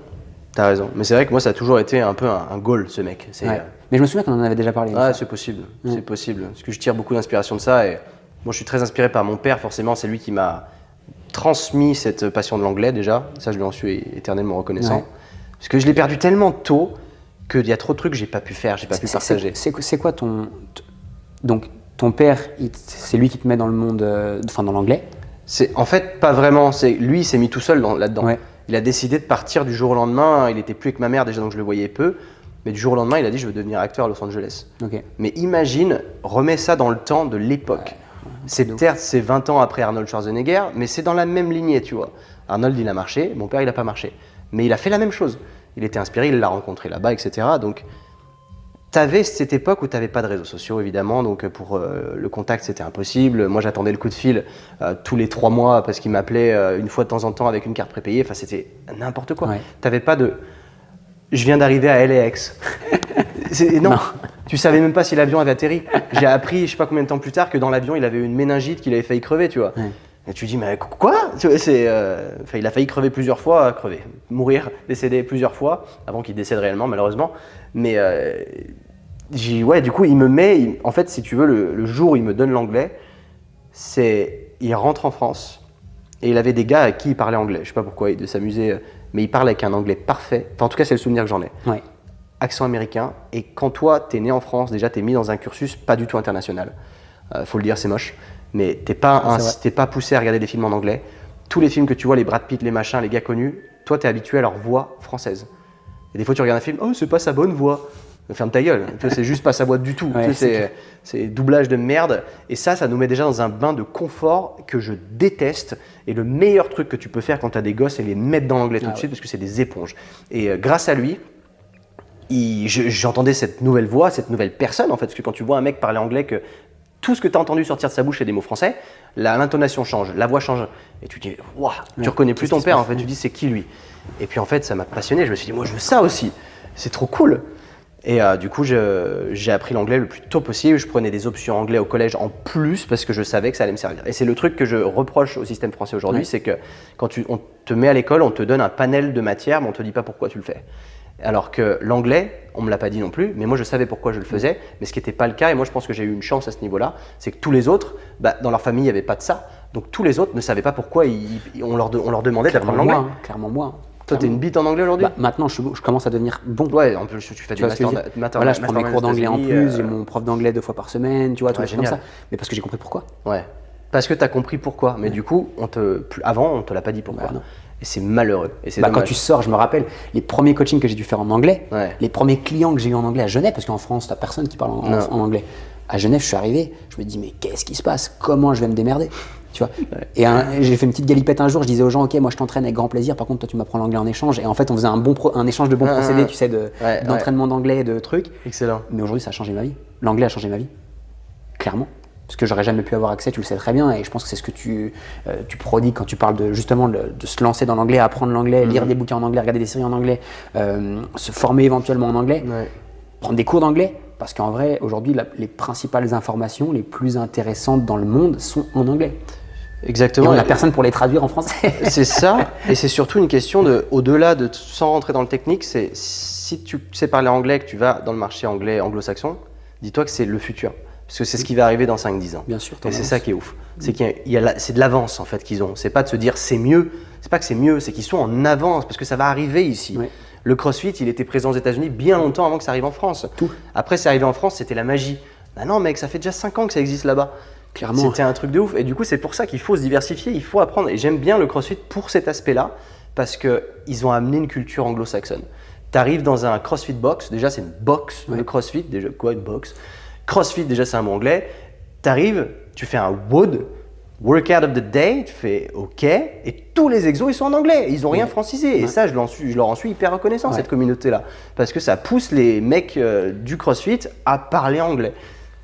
T'imagines quoi c'est quoi qui va arriver dans le monde du sport, selon toi, de la culture américaine, des nouvelles tendances Le functional fitness va voir le jour, vraiment. Il y a ça, il y a la santé articulaire, mobilité, tout ça, où les gens vont prendre conscience que c'est essentiel au bon vieillissement. Ça, déjà, c'est... Bon, je pense que c'est... Dans le milieu du fitness, en tout cas, je pense que c'est vraiment ça. Il y aura toujours un noyau de bodybuilding, machin, mais de moins en moins. De plus en plus, déjà, pour pousser les gens à l'effort, tu as beaucoup de choses qui sont sorties. Déjà, le crossfit, cross-training, tout ça, et ça va continuer à monter. Mais cross-training, crossfit, il y a des gens qui vont se détacher de ça. Ça commence déjà à arriver.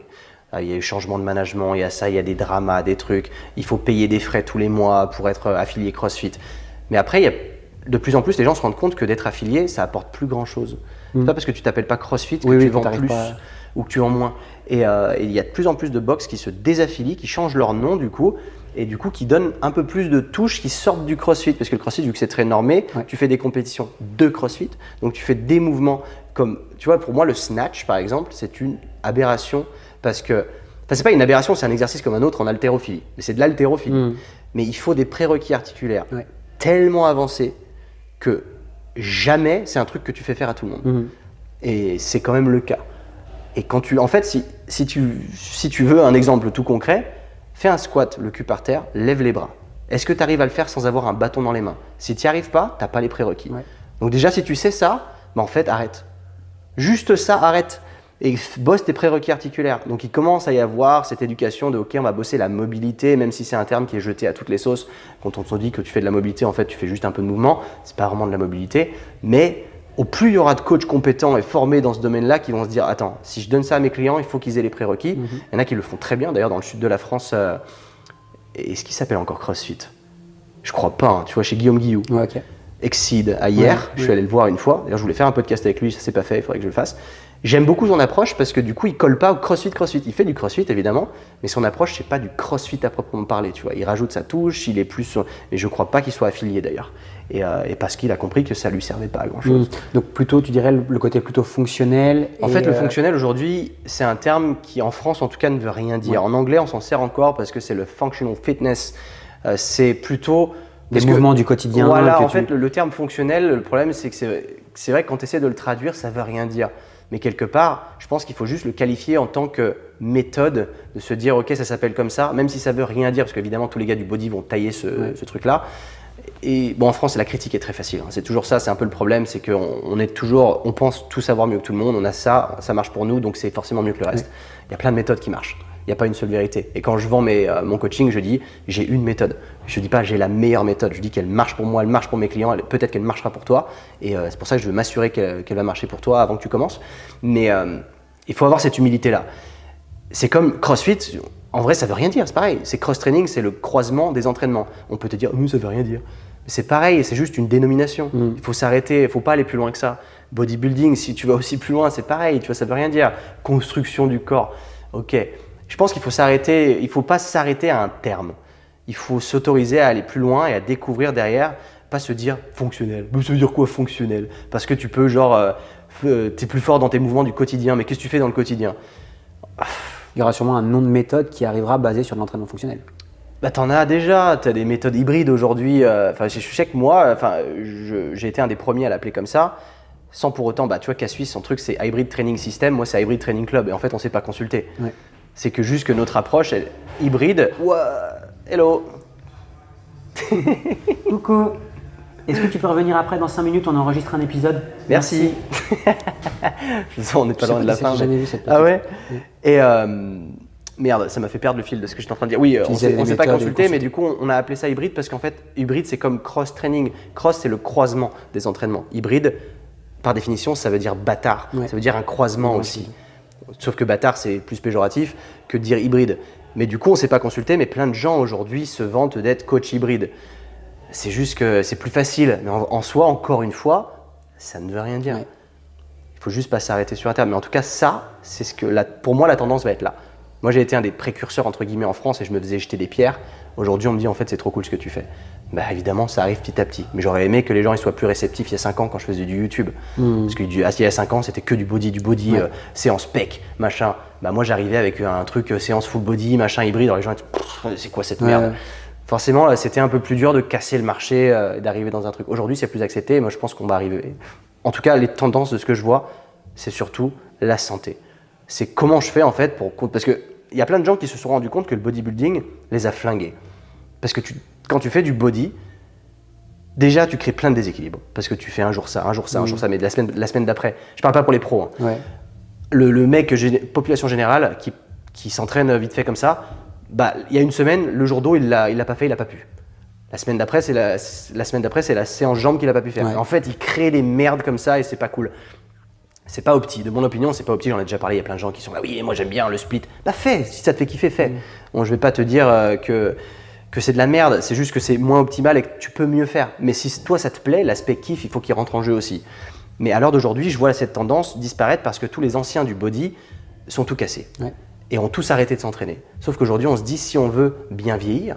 Tu vois, aujourd'hui, il y a beaucoup plus la chirurgie esthétique, le botox, le truc pour anti-vieillissement, anti-âge, machin. L'entraînement, il en fait partie.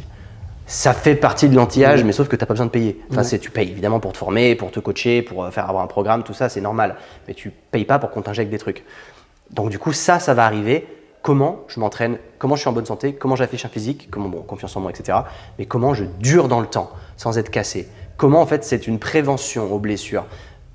Entre guillemets, je mets des guillemets là-dessus. Parce que le body, on se disait toujours, c'est pour être beau, mais après t'arrêtes parce que t'es tout cassé. Comme un sport à haut niveau. Oui. Et tous les sports à haut niveau font que tu vas mettre ta santé de côté. Ça, faut en être conscient. Tu vois, tu fais du foot à haut niveau, t'as plein de blessures. J'ai fait du foot américain pendant plusieurs années, j'ai accumulé pas mal de blessures. Il faut mettre ta santé de côté quand tu fais ça. Par contre, du coup, comment privilégier sa santé à travers cette méthode d'entraînement en fait. C'est surtout ça. Et maintenant, les gens regardent ça plutôt que de se dire à 40 ans, je vais devoir arrêter parce que je vais tout casser. Ouais, mais c'est marrant, il y avait déjà un mec qui faisait ça quand même il y a un petit moment, Christophe Cario. Ouais, qui avait lui depuis très longtemps, son programme phare c'est Un corps sans douleur. Ouais. Et qui est à fond là-dessus. Précurseur. Mais encore une fois, il venait pas du milieu français. Non, bien sûr. Karatéka pro du milieu. Voilà, il connaissait. Je pense que c'est international aussi, donc il allait le voir ailleurs. D'ailleurs. Mais c'est un gars de Toulouse, je crois. Je le trouve formidable. Je connais pas du tout, je le trouve formidable. J'avais discuté une ou deux fois avec lui sur Insta, mais très bien ce qu'il fait d'ailleurs, très bonne idée d'ailleurs, et en effet précurseur. Ouais, de ouf. Précurseur. Bon, il après, est resté focus, et bon après il a fait plein d'autres choses. Avec son âge aujourd'hui, il a attiré vachement du coup une clientèle remise en forme, plus âgée, et du coup moins perf. Forcément, quand tu es plus jeune, tu as envie de perf. Mais lui, à son âge, il performe. Et c'est ça qui est cool. Mais du coup, il va inspirer des gens, mais quand tu as son âge, inspirer des mecs de 20 ans, c'est plus dur quand même. Il faut déjà avoir cette prise de conscience de se dire, mais attends, s'il a 40 ans et qu'il est comme ça, c'est qu'à 20 ans, c'était une machine. Ouais, et puis généralement, t'as pas ce recul-là. Non, t'as pas ce recul-là. Tu veux un mec tout de suite, lui, méga physique. Maintenant, je veux ça. tout de suite, maintenant. Voilà, c'est toujours cette gratification instantanée. Je veux être comme lui. Potentiellement, j'ai pas la génétique, j'ai pas les produits. Moi, il y a un truc qui m'a frustré de ouf, tu vois, j'en ai déjà parlé, mais donc j'ai balancé de la pub où dessus, j'affiche mon meilleur physique. Ouais. Quand je sortais de compétition et tout ça, naturel. Franchement, quand tu regardes, c'est un physique d'enculé. Hein. Putain de physique. Mais les standards Instagram ont fait qu'en fait, c'est pas un physique énorme parce que maintenant, les mecs sous stéro, sous machin, ils ont des trucs. Et il y a quand même des trolls qui viennent commenter sous les pubs, paye ton physique, machin. Chien, tu me compares à quoi? Ouais, est-ce qu'il faut prendre l'avis de ces gens-là? Non, il faut pas, mais moi j'ai toujours du mal avec ça. Ce qui est normal. C'est toujours la prise à cœur qui est compliquée de se dire, et puis après, tu vas scruter leur profil, et c'est des profils en fait qui valent zéro. Et tu te dis, mais. Ça, c'est terrible, c'est le problème d'Internet. Le problème quand tu es créateur de contenu sur Internet ou que tu fais de la pub. Parce que tu es mélangé à n'importe qui, n'importe quel avis. Et n'importe quel avis peut se confronter à ce que toi tu racontes, etc. Et en fait, la confrontation, elle est terrible parce que tu confrontes ton avis avec le cassos du coin, le mec qui a jamais fait le muscu de sa vie. Non, mais c'est vrai. Oui, complètement. Et je pense que, en tout cas, c'est mon point de vue, faut pas prendre l'avis des gens sur Internet. Tu as totalement raison. Ou du moins, il faut sélectionner l'avis des gens. Beaucoup plus facile à dire qu'à faire. Ouais. Très très dur, mais il faut en être conscient. Petit secret, ça m'impacte de ouf les commentaires des gens. Ce que je fais, c'est que je demande à quelqu'un qui bosse avec moi de supprimer les commentaires sans que je les vois. Ok. Ouais. Excellent. Parce que évidemment, vu que tout est personnel, c'est toujours sur le physique, c'est toujours sur moi c'est les lèvres, t'as les lèvres botoxées, ça me taille sur des trucs. T'as les lèvres botoxées? Non. Non, mais je prends des tailles, comme toi en fait, tu en prends 10 fois plus que moi, mais moi j'en prends 5, 6 par jour. Mais en fait, si je dois passer du temps à me dire mais qu'est-ce qu'il raconte, est-ce qu'il a pas raison, que si je dois me remettre en question à chaque fois que quelqu'un me taille alors que je sais même pas qui c'est, d'où il vient, pourquoi je devrais prendre son avis, en vrai. Ok. Ouais, non, t'as raison. Tu vois? T'avances jamais. Et non, t'avances jamais, c'est moche parce que c'est vrai qu'après tu te remets en question en disant mais je suis vraiment comme ça. Alors que non. Ouais. Et moi souvent ce qui est arrivé c'est en gros connard arrogant quoi. Mais en vrai non, tu vois, mais je suis très humble, mais j'ai l'impression, je me dis putain c'est l'image que je donne, fais chier, Non, tu vois. C'est pas l'image que tu donnes, c'est leur perception. Alors c'est leur perception, mais c'est surtout ce que ça leur renvoie à eux. Ouais. C'est même pas comment eux ils perçoivent. En tout cas, encore une fois, c'est mon point de vue. Mais généralement, quelqu'un qui va commenter un post sur quelque chose, c'est que c'est venu le chercher quelque part. Ouais. Tu vois, il y a un truc chez toi qui est venu chercher cette personne. Peut-être que tu es plus beau que lui, peut-être que tu parles mieux que lui, peut-être que tu oses mettre ta gueule sur Internet et que lui, il ose pas, tu vois. Peut-être que tu es en train de faire ce que lui, il aurait toujours rêvé de faire. Et en fait, c'est même pas toi, en fait, c'est surtout à propos de lui. C'est ses insécurités à lui qui sont projetées sur toi. Ouais. Clairement. Et encore pire, s'il arrive encore à te mettre un commentaire par-dessus, c'est 10 fois pire. Tu vois, c'est que lui, il est vraiment touché par ce que tu fais. Ouais. Ok, hyper intéressant. Tu aurais un truc à rajouter, à retenir dans. Parce qu'on a bien parlé, on est allé beaucoup plus loin que ce que j'imaginais. Parce que moi, c'est toujours pareil. Je fais 2-3 bullet points et je sais qu'on va élaborer et que ça va sortir du lot. Enfin, que ça va sortir pas du lot, mais du cadre. Et que derrière, il va en ressortir des nuggets, des pépites. Et, nuggets, ça veut dire pépites au passage hein, pour les gens, parce que c'est pas les chicken nuggets que tu as à McDo. Les golden nuggets, voilà. Bah écoute, cool. Les gens, où est-ce qu'ils peuvent te retrouver aujourd'hui? Podcast et puis Insta. Podcast et Insta, tape Lohan Boucher. Lohan Boucher. Parce que tu as un podcast, et tu m'as mis au courant ce matin. Donc tu vois, je savais même pas, il a 50 épisodes déjà. Donc, et je prends plaisir à le faire. Donc sur le podcast, c'est Lohan Boucher, le show, ça s'appelle. Le show. Et sinon sur Instagram, Lohan Boucher. Où tu parles principalement de? Je parle d'entrepreneuriat, développement personnel. Ok. Et j'aime bien parler un peu de mon parcours d'entrepreneur et les différentes étapes, etc. Storytelling, hyper pertinent. Super, cool. Eh bien écoutez, merci à tous ceux qui sont restés jusqu'au bout. Allez voir le compte à Lohan, je mettrai en description de toute manière ces liens. Laissez une review sur le podcast, c'est hyper intéressant. Enfin c'est pas intéressant, c'est pertinent, il faut le faire parce que c'est ça qui projette le podcast. Partage avec un pote. Et ça je le dis tout le temps, en vrai c'est trop simple. T'as un truc qui te plaît, tu le partages avec un pote. Si tout le monde fait ça, tu doubles ton audience. Clairement. C'est rien. C'est mon pourboire. Faites-le pour ça, c'est gratuit. J'ai fait le trajet, j'ai amené le matos, j'ai passé 2 heures. On a passé 2 heures, j'ai même pas il est 11h. C'est gratuit, c'est plein de valeur ajoutée, mais surtout mettez en application tout ce qu'on vous dit dans ces épisodes, c'est utile. Prenez pas juste l'information, accumulez juste la pas, utilisez-la pour des actions de votre quotidien. Sortez une idée de chaque épisode. C'est comme ça qu'il faut voir la chose. C'est que c'est une formation, ça vous aide. C'est spontané, mais ça, moi je suis à chaque fois agréablement surpris quand je fais intervenir quelqu'un parce qu'on a toujours des trucs qui sortent auxquels je ne m'attendais pas. Et c'est trop cool. Merci Lohan d'être intervenu. Merci à Spirit Boxing de nous avoir accueillis aujourd'hui parce qu'aujourd'hui on n'est pas ni chez moi ni chez Lohan. On a eu la chance d'être accueillis dans un gym de boxe sur Annecy. Donc trop cool. Merci à tous. On se voit semaine pro. Peace!